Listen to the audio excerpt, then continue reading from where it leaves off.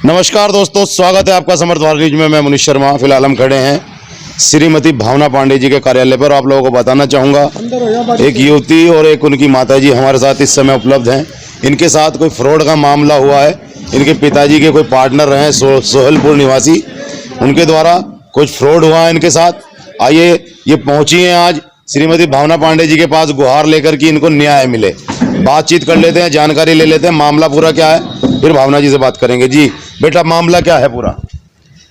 Sir, मामला ये है कि मेरे पापा का नाम प्रमोद कुमार है और उन्होंने जब ठेके हुए थे तो उन्होंने 25 लाख रुपए ठेके पे लगाए थे।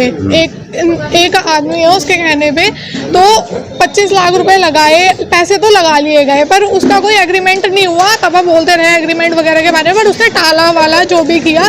तो उस टाइम जब पापा ने पैसे लगाए तो उन्होंने मम्मी का गोल्ड भी बैंक में रख करके 25 लाख रुपए टोटल करके उसके साथ लगाए। पर उस आदमी ने 1 महीने बाद ही ऊपर नीचे करना शुरू कर दिया। पापा पिछले 8 महीने से उससे हिसाब मांगते थे। कोई ना हमें मुनाफा हुआ क्या नहीं हुआ, कुछ नहीं पता चलता था, कुछ भी नहीं पता चलता था। 10-20 हज़ार रुपये, कभी बहुत 10 फ़ोन लाने के बाद 10,000 20 हज़ार डल गए तो डल गए, नहीं तो कोई बात नहीं। तो ये सब होते होते 8-9 महीने गुजर गए और पापा बहुत ज़्यादा डिप्रेशन में आ गए थे, क्योंकि हमने जो गोल्ड लोन भी लिया था उसका भी हम जो ब्याज आ रहा था वो भी नहीं भर पा रहे थे उस टाइम पे। ये था, घर का खर्चा भी नहीं चल पा रहा था, क्योंकि हमने सब कुछ उसके ऊपर लगा दिया था उसके कहने पे। फिर ये हुआ कि उस आदमी ने पापा को बिना बताए वो पूरी की पूरी दुकान तीसरे बंदे को बेच दी और हमारे हिस्से के पैसे और अपने हिस्से के पैसे लेके रख लिए। फिर वो पता चला तो हम लोग उसके घर गए तो उसने हमें चेक दिए, 14 लाख रुपए तक के उसने हमें चेक दिए। जो चेक क्लियर नहीं हुए, बाउंस हुए वो चेक। तो चेक आपने अकाउंट में लगाए थे? हाँ, लगाए, वो बाउंस हो गए। अच्छा, जब आप लोगों ने उनके साथ काम करना शुरू किया था, मतलब आपके फादर ने, तो एग्रीमेंट वगैरह किया था? कुछ एग्रीमेंट ये हुआ था कि दुकान में कुछ पैसे भरने बाकी रह रहे थे, तो इन सब चीज़ों में उसने उलझा के रखा, क्योंकि उसकी कहानी बहुत लंबी थी। शायद उसके दिमाग में बहुत कुछ था। कुछ पेपर्स हैं जो पार्टनरशिप पेपर बनाए, उसने एग्रीमेंट पेपर नहीं बनाए, ठीक है। और उसके 1 महीने बाद तो ये उसने ऊपर नीचे करना शुरू ही कर दिया था, तो पैसे नहीं देता था वो कुछ भी। तो चेक बाउंस हुआ, जो भी हुआ, उसके बाद पापा ने उसे बहुत फ़ोन किए कि तू पैसे दे दे, मुझे लड़की की शादी करनी है, गोल्ड रखा हुआ है। वो नहीं सुनता था, बस बोलता था कि पैसे दे दूंगा, पर उसने दिए नहीं। और 9 महीने से पैसे कुछ भी नहीं दिया। उसने 25 लाख को 14 लाख बना करके कैसे हिसाब ऊपर नीचे करके कर दिया। चलो पापा ने बोला 14 भी दे दे, तू दे दे बस, ठीक है। उसने नहीं दिया। तो 9 दिसंबर को पापा को हार्ट अटैक आया। तो पापा को हमने एडमिट किया। पापा की बाईपास सर्जरी हुई 25 दिसंबर को।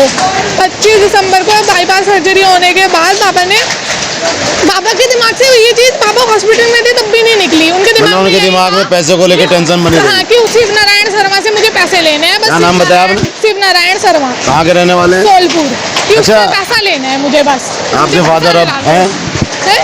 फादर आपके? नहीं, 29 तारीख को उनको डबल हार्ट अटैक आया, जिस वजह से वो नहीं है अब। मतलब अच्छा, वो स्वर्गवासी हो गए हैं। हाँ। तो जब आप लोगों ने पैसा दिया था, उसके एवज में कुछ चेक वगैरह मिले आपको? चेक वगैरह मिले हैं, 14 लाख रुपए के चेक दिए गए हैं, पर वो चेक दिए हैं, उसका पैसा मिलेगा नहीं मिलेगा इसका कुछ मुझे नहीं पता, क्योंकि उसके पास जाओ तो ये बोलता है कि मेरे पास पैसे आएंगे तभी तो दूंगा, पैसे आएंगे तभी तो दूंगा। दुकान बेच दी और पैसे आएंगे। हाँ। अच्छा, अभी आप भावना पांडे जी के पास पहुंचे, क्या उम्मीद है, क्या उम्मीद लेकर पहुंचे? उम्मीद यही है कि मैं वैसे पर्सनली मैम को जानती नहीं थी, पर मैंने मैम का पोस्टर देखा था, तो मैंने सोचा कि एक बार एटलीस्ट मैं मैम के पास जाऊँ, अपनी बात को कहूँ, क्या पता मुझे मैम के थ्रू कुछ सॉल्यूशन मिल जाए, ताकि मेरी प्रॉब्लम का सॉल्यूशन मिल सके कम से कम मुझे। तो मैं तो यही चाहती हूँ कि मैम के थ्रू अगर मेरा कुछ काम हो सके तो फिर मैं बहुत ज़्यादा थैंकफुल होंगी। ठीक है, आइए भावना पांडे जी हमारे साथ बात कर लेते हैं। मैम, क्या कहना चाहेंगी? बच्ची पहुँची है आपके पास आज अपनी व्यथा लेकर, इनके साथ फ्रॉड किया गया है किसी व्यक्ति के द्वारा, तो किस प्रकार से हेल्प करेंगी और क्या कहना चाहेंगी? बिल्कुल हेल्प करूंगी। ये मेरी लोकसभा में इनके साथ चीटिंग हुई है, और सबसे बड़ी बात है, ये बच्चे 4-5 बच्चे अनाथ हो गए, और इसकी मम्मी ने सारा गोल्ड मुथूट फाइनेंस और 2 बैंकों में गिरवी रखा है, और उसके बाद 25 लाख रुपए दिए हैं, और वो सदमे में आके इसके पिता हार्ट अटैक होके उनका स्वर्गवास हो गया। और आज न तो पैसा रहा ना इंसान रहा। तो ऐसा अन्याय इस उत्तराखंड देवभूमि में नहीं होने दूंगी। और ये लोग शराब की दुकान में ठेका के लिए पैसा दिया था, इनको चेक भी दिया है और 2 चेक बाउंस भी हुए हैं। और मैं चाहती हूँ कप्तान से और मुख्यमंत्री से मुख्यमंत्री जी से और कप्तान महोदय से चाहती हूँ कि तत्काल प्रभाव से इन पर FIR दर्ज होनी चाहिए और इनको दुकान दी जाए, और दुकान नहीं तो इनके 25 लाख रुपये वापस कही जाए। और नहीं किए तो ये अच्छी बात नहीं होगी, फिर मैं कानून को हाथ में ले सकती हूँ। और ऐसा अन्याय मैं नहीं होने दूंगी। इस देवभूमि में बहुत सारे अन्याय हो रहे हैं और बहुत सारे अन्याय हो रहे हैं इस देवभूमि में। और कई लड़कियां, अभी आप देखो गुरुकुल नागसन में जो मसला मेरे पास आया था, अभी तक उस लड़की का पता नहीं लगा पाए लोग। और बातें करते कानून व्यवस्था इतनी खराब है, आए दिन मर्डर हो रहे हैं, आए दिन इस तरह के फ्रॉड हो रहे हैं।